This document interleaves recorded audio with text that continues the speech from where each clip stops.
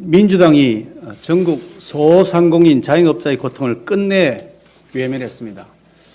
어제 우리 국민의힘의 반대에도 불구하고 민주당은 소급 적용 조항을 삭제시킨 손실보상법 개정안을 산중위 소위원회에서 일방적으로 기립 표결로 처리했습니다. 법 공포 이후 발생한 손실부터 적용하겠다는 것인데, 이것은 지난해 정부의 행정명령으로 인한 피해는 아예 정부 여당의 고려의 대상이 아니었고 돈 몇 푼 쥐어주고 생색낼 심산이었다는 것을 의미합니다.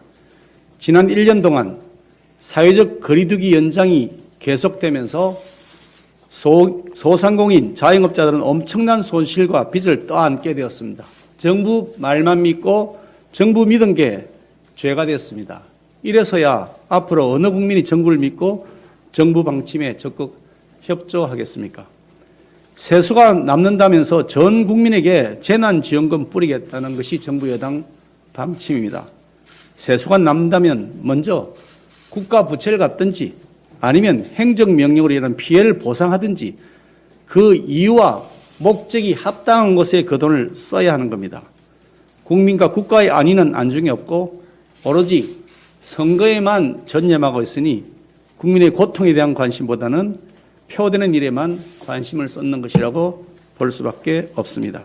민주당은 소상공인 자영업자의 고통을 외면한 대가를 분명히 치러야 합니다.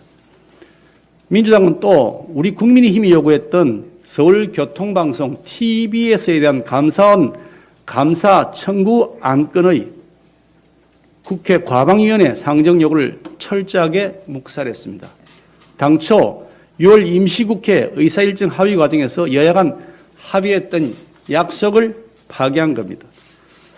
지금 국회는 민주당이 막으면 어느 안건 하나 상임위 상정도 안 되는 민주당 의회 독재 상황입니다. 대한민국 국회는 국민의 것이 아니라 민주당의 것이 됐습니다. 민주당은 입법 바리케이드를 강력하게 치고 있습니다. 김어준 씨에 대한 감사 청구, 이건 국민의 요구입니다. 상식 있는 국민들은 민주당의 김어준 감사기 행태에 분노하고 있습니다. 지금 우리 국민은 정말 어려운 시기를 보내고 있습니다. 올해 1분기 1인 가구 이상 월 평균 소득액은 438만 3,813원으로 조사됐습니다. 1년 전과 비교하면 고작 17,000여 원 정도 늘어난 수준입니다. 지난 3월의 한 조사에 따르면 20대 청년 10명 중에 4명이 생활비가 부족해서 끼니를 챙기지 못하고 있다고 하고, 청년 중에서 현재 소득이 없다는 청년은 30.5%에 이릅니다. 청년 고독사마저 늘고 있는 안타까운 현실입니다. 그런데 김어준 씨는 1회 제작비 상한액의 2배가 되는 200만 원을 한 번 출연료로 지급받았습니다. 계약서도 없다는 겁니다. 세금이 문재인 정권의 주머니 속에 있는 무슨 쌈짓돈이라 되는 겁니까? 서울 시민의 세금으로 운영되는 서울교통방송, 여기서 김어준 씨는 정치 편향성을 거침없이 드러내고 거짓 선동으로 서울 시민의 눈과 귀를 가렸고, 문재인 정권과 조국 등 정권 핵심 인사들의 수호대장을 자처했습니다. 하루 200만 원 받았던 출연료, 그 수호대장을 자처한 것에 대한 보수입니까? 여권이 김어준 지키기에 사활을 거는 이유, 국민들, 특히 20대 청년들은 도무지 이해할 수가 없습니다.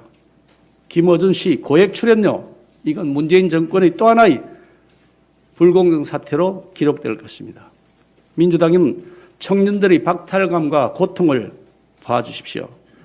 청년 특임장관 한 자리 마련한다고 청년의 분노를 달래릴 수 있다고 생각했다면 그것은 민주당이 꼰대, 수구, 그리고 기득권 정당에 빠졌다는 뜻이 됩니다. 청년이 바라는 것은 공정과 정의입니다. 공정과 정의는 어린애 달래듯이 사탕 하나 던져준다고 세워지는 것이 아닙니다.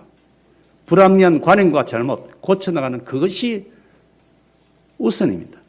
국민이 부여해 주신 의회 권력, 김어준 한 명 지키기 위해서 남용하면서 우리 국회를 김어준 방탄국회로 전락시킨 민주당, 그에 대한 국민의 분노에 직면할 것임을 말씀드립니다. 우리 국민의힘은 TBS 감사 청구의 건, 이것을 국민과 함께 끝까지 관철시켜 나가고 문재인 정권의 특권과 반칙을 바로잡아 나가겠습니다.